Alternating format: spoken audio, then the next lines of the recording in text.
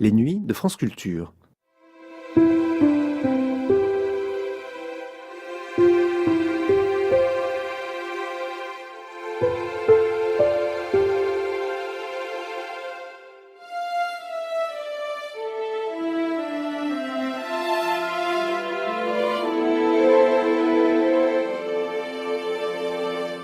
Les nuits de France Culture, une mémoire radiophonique.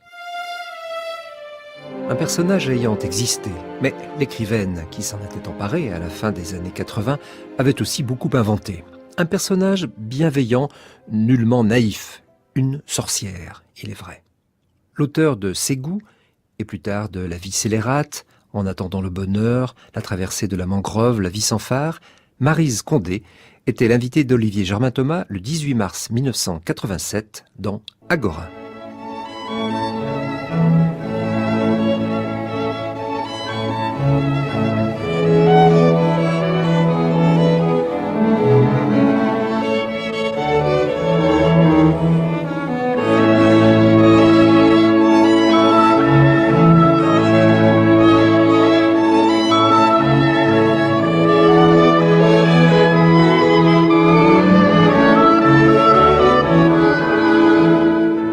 Bonsoir, Maryse Condé, je suis très heureux de vous recevoir parce que cela faisait longtemps que j'essayais de vous avoir en face d'un micro.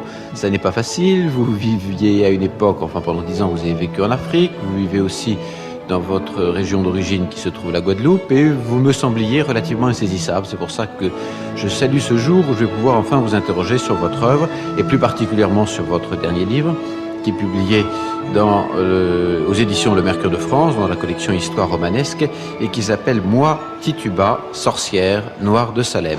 Et je trouve, Maryse Condé, que vous avez mis beaucoup de malice, que vous avez été extrêmement malicieuse dans le choix de ce sujet, car vous jouez sur 2 tableaux qui vous vont bien.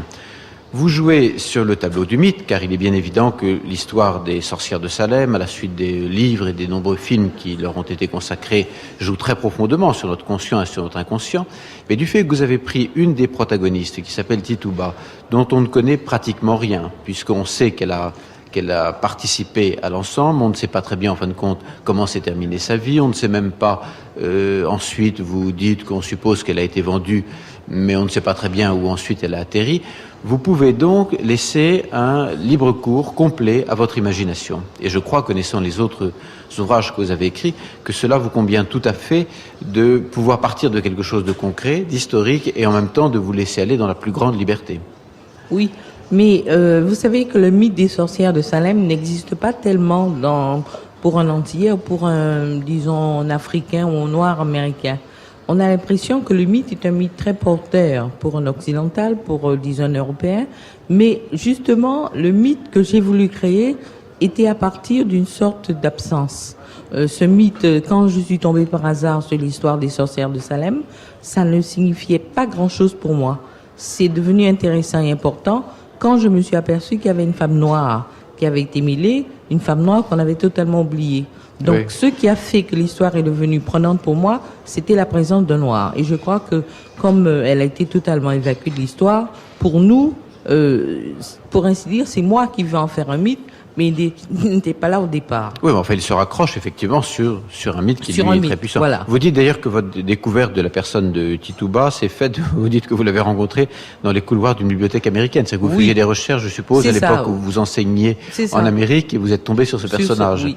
C'est tout à fait vrai. On croit des fois que je fabrique un peu une histoire, mais c'est tout à fait vrai. J'étais allé chercher un livre à UCLA. Vous savez qu'il y a 5 millions de livres à UCLA, donc on se perd facilement dans les couloirs. Et je suis allée dans un département histoire et je me suis trouvée en face de ces sorcières de Salem.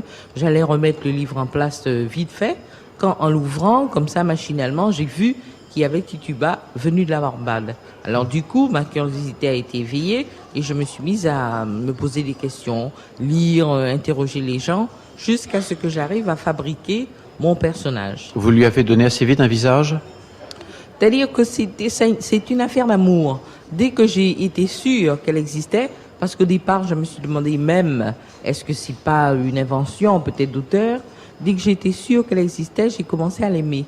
Et je lui donnais un visage, bien sûr, que j'ai voulu très beau, sensuel, pour réagir contre ce mythe de la femme noire surtout prégnant aux États-Unis, la doudou, la grosse nounou de Scarlett O'Hara qui l'aide à faire peur, qui est là toujours à s'occuper des enfants. Il fallait que celle-là soit belle et sensuelle et qu'elle ait une personnalité à elle, très différente de ceux qu'on attend. Quelque chose m'a frappé en elle, elle est très bienveillante. Oui, Et parce surtout que... lorsque les malheurs lui tombent dessus, elle pourrait avoir de la haine Oui. ou un esprit de révolte. Il y a un petit esprit de révolte au début, Oui. mais assez vite, surtout à partir du moment où il y a comme de très grosses injustices qui lui arrivent, elle accepte les choses avec une sorte de fatalité. Je ne sais pas Oui. si c'est dû à sa condition de noir et d'esclave ou si c'est parce que vous l'avez voulu ainsi, peut-être pour rendre encore plus tragique le dénouement. Oui, c'est-à-dire que la civilisation à laquelle elle appartient, à laquelle j'appartiens aussi, c'est pas une civilisation agressive. Les gens sont toujours prêts à donner, à pardonner aussi, et ne sont contraints à se révolter, devenir agressifs ou haineux que si on dépasse certaines limites. Je crois que l'histoire est là pour le prouver. La civilisation noire en général n'est pas une civilisation violente. C'est plutôt une civilisation de tolérance entre elles, peut-être entre oui, nous. on peut discuter parce qu'en fin de Oui. compte, l'histoire des 20 dernières années en Afrique n'est pas une histoire non plus extrêmement paisible. Non, depuis mais les indépendances. mais on peut. Alors là, si vous voulez qu'on débatte, on pourrait dire que on ce peut sont toujours des, débattre, oui. oui, ce sont des conflits qui ont été plantés par une sorte de colonisation qui a semé des racines de discorde.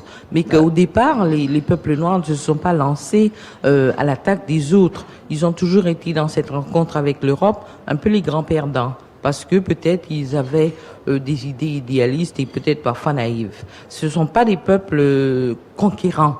Il y a une parabole qu'on fait beaucoup.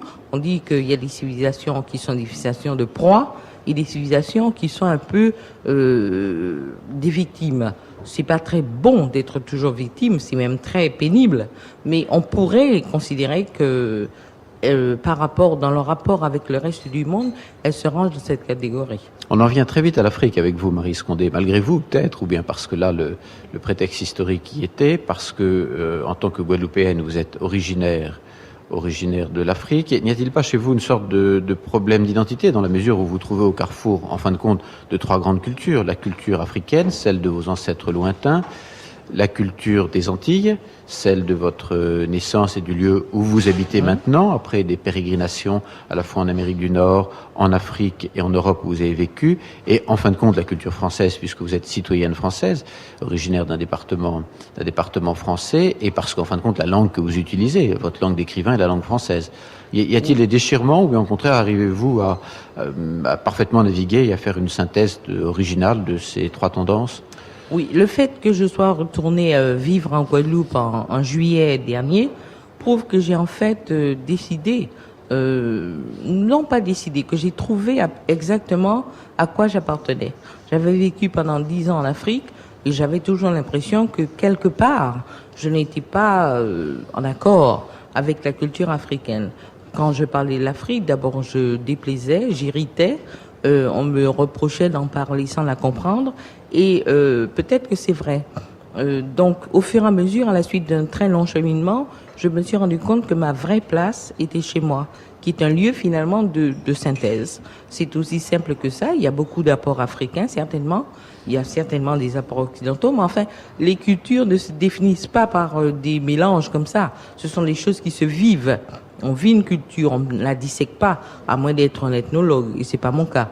Donc finalement, à la suite d'un long cheminement, je me suis rendu compte que chez moi, j'étais bien. C'est aussi bête que ça, et que j'étais mal partout ailleurs. Donc je suis rentrée chez moi et j'y vis depuis un certain temps. Où en êtes-vous vis-à-vis de la langue française ? Vous pratiquez une langue française ? Quelqu'un qui ouvrirait votre livre, moi, Tituba, sorcière noire de Salem, qui l'ouvrirait n'importe où, ne comprendrait pas immédiatement que vous êtes originaire des Antilles. Oui. Ça ne se sent pas. Ça peut se sentir peut-être dans une certaine composition. Ça, on y reviendra dans une technique littéraire qui mêle en fin de compte un aspect peut-être musical dans la phrase où les choses sont peut-être moins raides que ce qui se passe en métropole. Mais je veux dire, ça n'est pas noté immédiatement comme certains textes maghrébins ou d'Afrique noire sont notés immédiatement.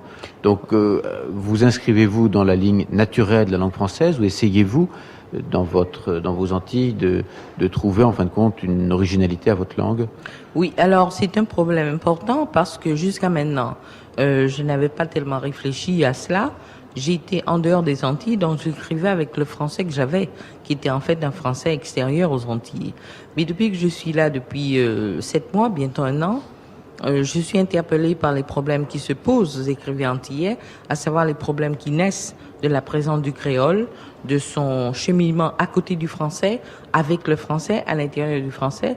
Il est évident que le livre que je vais écrire et sur lequel je travaille, je pense, j'espère, que quand on l'ouvrira, au début, fin, milieu, on verra qu'il est écrit par une antillaise. Parce que le langage, la langue sera, je pense, nourrie, changée, un peu transformée par cette présence du créole que je ne connaissais pas, que j'avais perdu de vue et qui n'est pas du tout apparente dans Tituba. Avec le danger d'une sorte de présence folklorique du créole.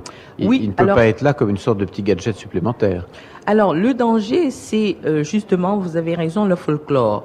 Je crois que la règle dans ce domaine sera la beauté, la création de beauté, parce que finalement, une langue, c'est ça. Il faut que la langue crée de la poésie, que la poésie emmène la beauté. Et je ne crois pas que le folklore emmène jamais la beauté. Ce sont les oripeaux, les stéréotypes, ce sont les clichés, et c'est pas du tout la poésie vraie. Donc, la règle pour créer cette langue nouvelle va être la beauté, l'harmonie, la richesse de l'expression. Donc c'est un travail très dur. J'ai bien aimé dans votre dernier livre la souplesse de la composition. On a l'impression d'abord vous refusez toute forme de didactisme et d'explication. Il y a énormément de dialogue, donc à ce titre c'est extrêmement vivant. Les descriptions ne sont pas trop longues, juste assez rapides pour qu'on puisse visualiser rapidement la scène. Et ça fonctionne beaucoup avec une grande souplesse, c'est-à-dire qu'on passe d'une manière en fin de compte beaucoup plus musicale que didactique, d'une idée à une autre, d'une scène à une autre. Ça fait partie de votre manière générale d'écrire, cette espèce de souplesse, enfin une sorte de danse dans la langue. Oui, il y a plusieurs modèles quand on veut écrire un roman. Et pendant longtemps, je crois que nous avons eu comme modèle une certaine littérature française. Je crois que tous les écrivains antillais, à un moment, ont voulu faire un petit peu leur Balzac, ou bien leur Stendhal, ou bien leur Flaubert. Puis, ils se sont rendus compte que c'était un moule qui était peut-être un peu rigide et pour lequel il n'était pas exactement fait. Alors, on a cherché quel est le modèle qui nous permettra de faire du roman plus personnel. Et je crois que nous avons trouvé, d'une façon ou d'une autre, le modèle du conte. Ça veut dire un récit narratif qui a beaucoup de chansons, qui a beaucoup de répétitions, qui a beaucoup d'allers-retours, qui avance sans avancer, qui recule des fois quand c'est nécessaire, qui répète aussi les mêmes choses.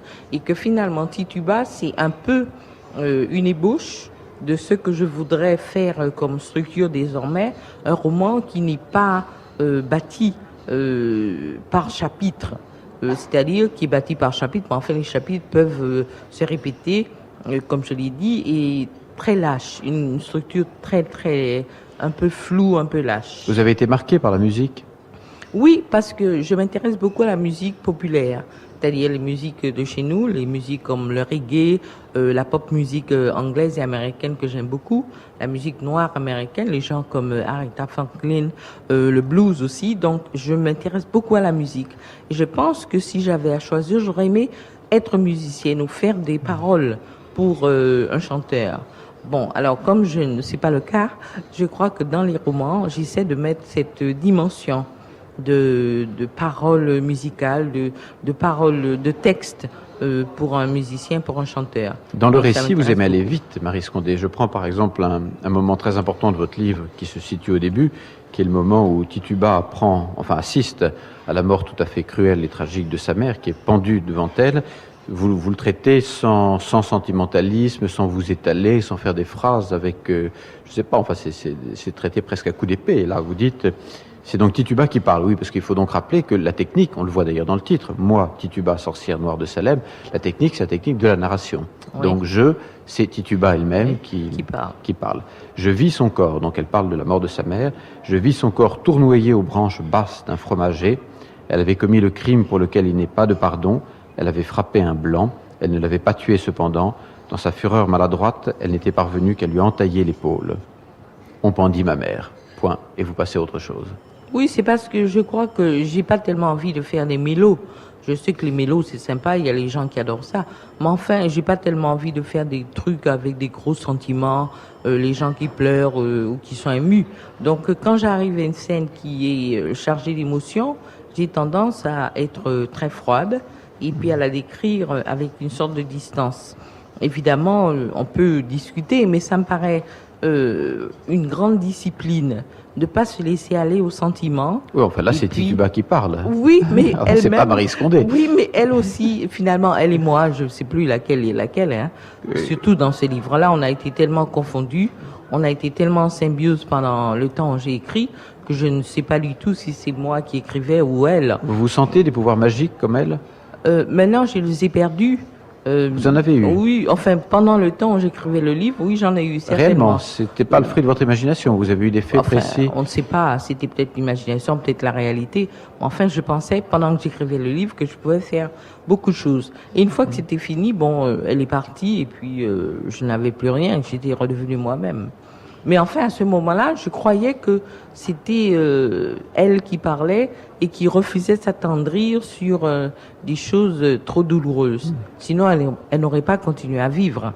Ce qu'il y a de très injuste vis-à-vis de Tituba, c'est qu'elle sait qu'elle a des pouvoirs sur l'univers, sur les autres, mais que la plupart du temps, sauf je crois dans un cas, elle s'en sert à des fins bienveillantes. Oui. Mais en fin de compte, la société ne le reconnaît pas. Oui. En fait, tout le monde lui demande de faire le mal avec ses dons. Et elle dit que si elle fait le mal avec ses dons, en fait, elle les perdra ou elle les trahira. Que les dons qu'on lui a donnés, qu'elle a reçus en naissant, sont pour changer le monde et les choses dans le sens du bien. Et je crois que c'est une faiblesse, la malheureuse Tituba. Elle paie très cher quand même pour cette sorte de bonté un peu généralisée. Enfin, il y a quand même la mort de Susanna Endicott. Oui, c'est la seule fois, Voilà, justement. quand même. C'est la seule fois où elle a été méchante. Et je crois que tout le déjà reste beaucoup. de sa Tuer vie, une personne, c'est déjà beaucoup. mais tout le reste de sa vie est conditionné par ce crime-là. Peut-être que s'il ne l'avait pas connu, s'il n'avait pas commis, peut-être que son amour avec Jean Indien aurait été récompensé, qu'elle aurait été heureuse avec lui, alors qu'en fait, il l'abandonne et la trahit, il la laisse seule. Donc, il y a une punition immanente dans ce qu'elle fait. Les grands traits de l'histoire. Donc, Tituba est originaire de La Barbade, la Barbade, oui. Oui. Ça, historiquement, c'est vrai. c'est vrai. Alors, on s'inscrit dans l'histoire. Oui. Elle vit donc assez jeune la mort de sa mère, qui pour elle Non, un ça c'est faux. traumatisme. Ça c'est faux. C'est Ça faux c'est faux, oui. Ça, c'est inventé par vous. C'est inventé. C'est inventé par vous, oui. Enfin, disons, Oui. parlons du livre maintenant. Parlons du livre. Alors, dans votre livre, donc, il y a ce traumatisme qui est très fort pour elle. Et puis, il y a l'arrivée de John Indien, Oui. qui est un blanc. Et là, Qui est un mélange d'Indien et de Noir. Il n'est pas blanc. John Indien est un métis. Il est descendant des Indiens qui occupaient l'île et des Noirs. Il est, oui, l'incarnation un peu de l'Antillais dans sa complexité Oui. culturelle. et là, comment voyez-vous l'amour entre Tituba et John Indien? Oui, parce qu'il y a un problème finalement dans le couple antillais. On a souvent tendance à traiter l'homme comme un enfant, bien gentil mais assez irresponsable et qui n'est pas toujours là quand on a besoin de lui. On le cherche des fois pour aider à vivre et il est simplement là pour égayer la vie et non pas pour la rendre plus vivable. Donc John Indien, c'est un peu ça, c'est un peu un enfant que tu aimes beaucoup, qui lui apporte beaucoup de bonheur. Avec une entente sensuelle forte entre les deux. Voilà, Oui. mais pas tellement un compagnon sur lequel elle peut s'appuyer. Oui. Puis alors, il y a la fameuse suppression de Susanna Endicott, et puis à sa mort, elle a un nouveau maître qui s'appelle Samuel Paris, Oui. et c'est à partir de ce moment-là qu'on a l'impression que la présence du malin se développe dans sa vie. Oui, parce qu'en fait, tout ce que je sais d'elle commence à son arrivée à Boston. Quand elle arrive à Boston avec Samuel Paris, qui avait été un commerçant malheureux à la Barbade, c'est un pasteur puritain, par conséquent, le malin est là tout le temps. Et il emmène cette servante et son mari dans le village de Salem, et tout de suite, quand ils arrivent, ils sont deux noirs dans un village puritain, considérés donc comme le diable, tous les deux, surtout elle, Tituba. Et elle commet l'erreur, comme elle est très bonne dans le fond, d'égayer les enfants de Samuel en leur racontant des histoires fantaisistes, fantastiques, qui sont des histoires originaires de la Barbade. Et des enfants qui ont l'esprit complètement envahi par le mal, par le démon, par Satan, voient évidemment ces histoires plus dangereuses qu'elles ne sont en réalité et les racontent comme le signe même comme la preuve même de la nature diabolique de Tituba. Donc finalement, ce malentendu et tout va naître de cela. Vous Alors voulez ça, c'est montrer en l'histoire. quelque sorte l'incompatibilité de ces deux univers, l'univers biblique, manichéen, assez Oui. rigide, et puis l'imaginaire de la Barbade, mais en fin de compte d'origine africaine, qui lui fonctionne d'une manière beaucoup plus souple, avec des images et des contradictions. Là, il y Oui, a incompatibilité c'est entre ça. les deux. Rendez-vous manqué, rencontre manquée, une fois de plus, une des parties, quelqu'un qui va être vaincu par l'autre. C'est vraiment une sorte de... C'est dommage, c'est triste de voir qu'elle arrive pour aimer et elle sera considérée comme maléfique et en fin de compte sera détruite. Comment vit-elle ce malentendu? Comment s'en rend-elle compte? Je crois que elle s'en rend compte quand une des enfants, qui était sa préférée, à qui elle racontait des histoires particulièrement vivaces, se détourne d'elle. Il la considère comme une envoyée, comme une émissaire même du malin. Je crois que c'est ce qui lui fait mal et que tout le reste lui fait beaucoup moins de peine que la trahison, ce qu'elle considère comme la trahison de cet enfant-là, parce qu'elle aimait. Mais elle ne peut pas changer. Non, parce qu'elle n'a pas les pouvoirs de changer le monde. C'est ça qui est un peu triste. C'est qu'elle peut prévoir un peu les choses, elle peut savoir ce qui va arriver, mais elle ne peut rien changer. Elle est obligée de subir quand même son destin. Il y a aussi donc l'épisode avec Cohen de Azevedo qui Inventé est aussi. complètement inventé. Oui. Inventé. Oui, parce que j'avais des amis juifs sur le campus et qui me disaient mais tu nous fatigues avec tes histoires de noirs et de tituba. Nous aussi les juifs, nous avons beaucoup souffert. Et ils me racontaient comment ils avaient été interdits ces jours dans toute la province du Massachusetts. Donc, pour leur faire plaisir un peu, j'ai raccroché des Enfin, on fait pas un livre pour faire plaisir à des amis. Non, mais... Ça devrait correspondre, j'espère, quand même, à Riscaudet, à une nécessité plus profonde chez vous. Non. C'était simplement parce qu'il m'avait ouvert les yeux sur quelque chose que je ne connaissais pas, à savoir la souffrance des autres.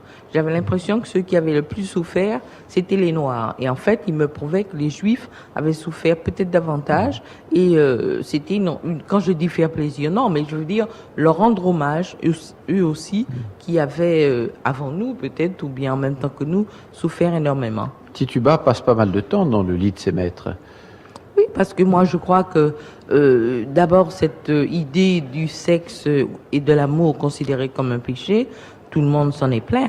Je suis pas la première à en faire le procès. Par conséquent, Tituba aime l'amour et les hommes qui lui donnent de l'amour, c'est une façon aussi de critiquer.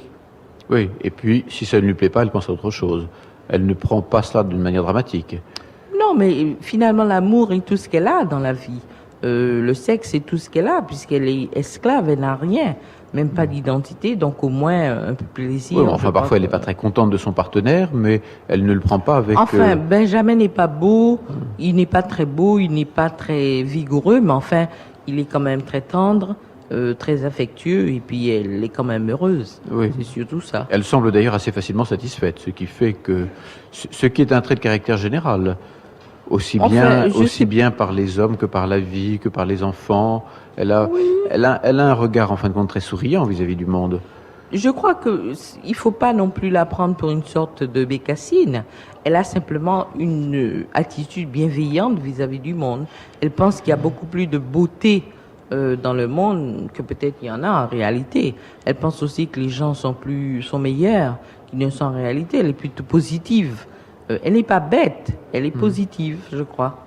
Elle aime bien rire aussi, il y a des passages amusants d'ailleurs, Oui. et on se rend compte que par derrière, l'auteur aime bien tout l'aspect ludique de la littérature. Oui, Par exemple, là, je relève quelques devinettes qui se trouvent vers la fin du livre. Je riais avec elle. Pourquoi donc l'homme est-il comme il est? Ma chère, si seulement on savait. Parfois, elles entrecroisaient des devinettes. Qu'est-ce qui guérit de la noirceur de la nuit? La chandelle. Qu'est-ce qui guérit de la chaleur du jour? L'eau de la rivière.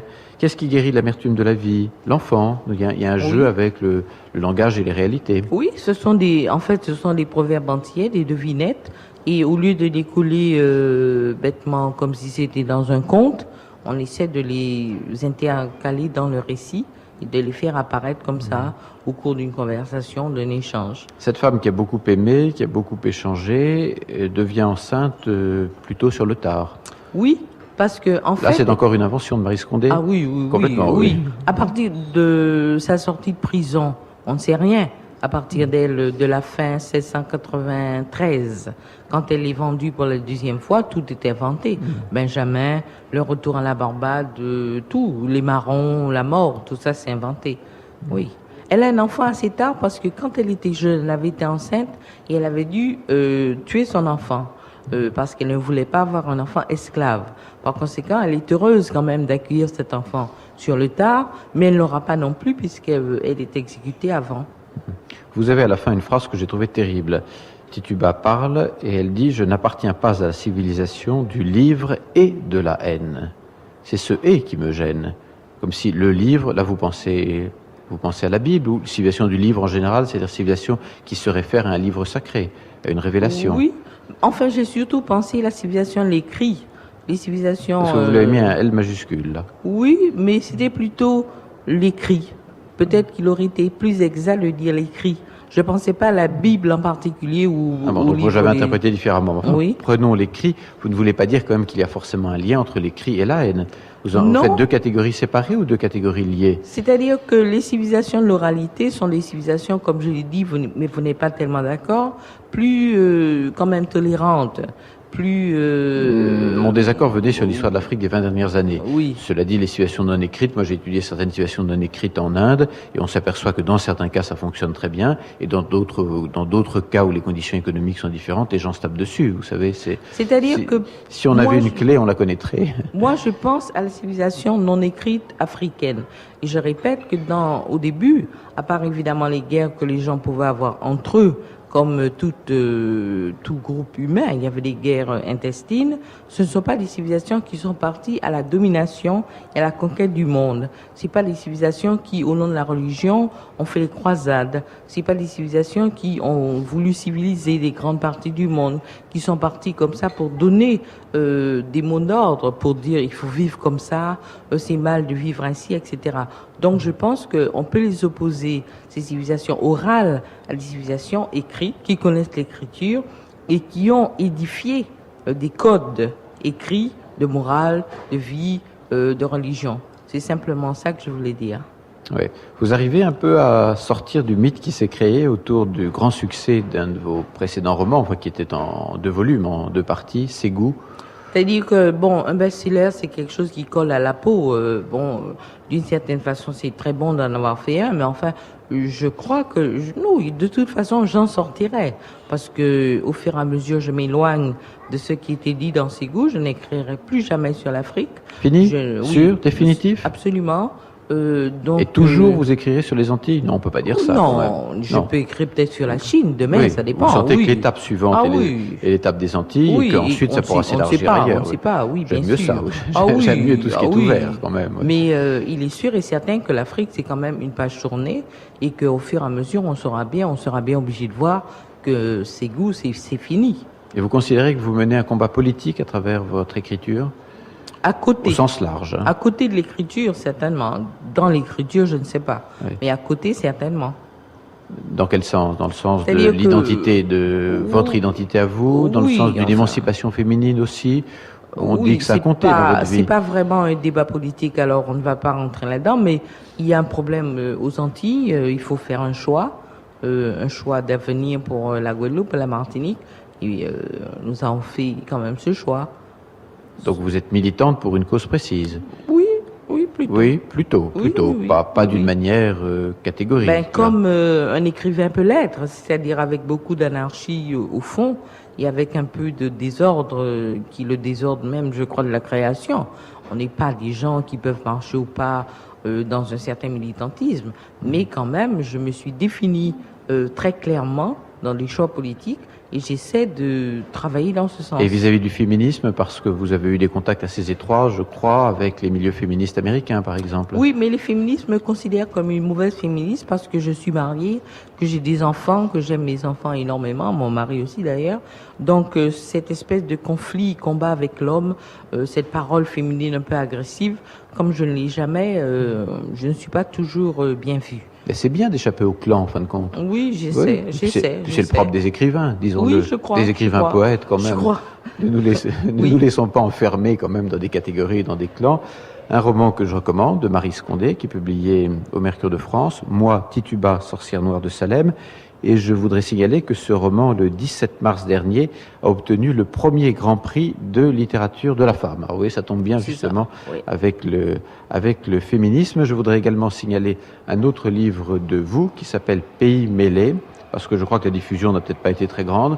Il a eu des malheurs. Il a eu une couverture abominable. Il a une double Alors couverture, il a fallu faire un procès à l'éditeur et puis évidemment ça a retardé sa parution. Enfin, je ne sais pas si vous êtes bien avec votre éditeur. Je voudrais néanmoins signaler qu'il vient d'une maison d'édition qui s'appelle Atier et qui publie quand même cette excellente petite collection Monde Noir. Ah non, nous sommes réconciliés. Vous êtes réconciliés, alors tout va bien. Depuis qu'il a changé la couverture. Donc, je ne porte pas de jugement sur la couverture, mais je porte un jugement sur la collection et je trouve que c'est très bien que cette collection existe pour faire découvrir des textes qui souvent ne pourraient pas être publiés. Ne pourrait pas être publié ailleurs. Je vous remercie. Marie Scondé.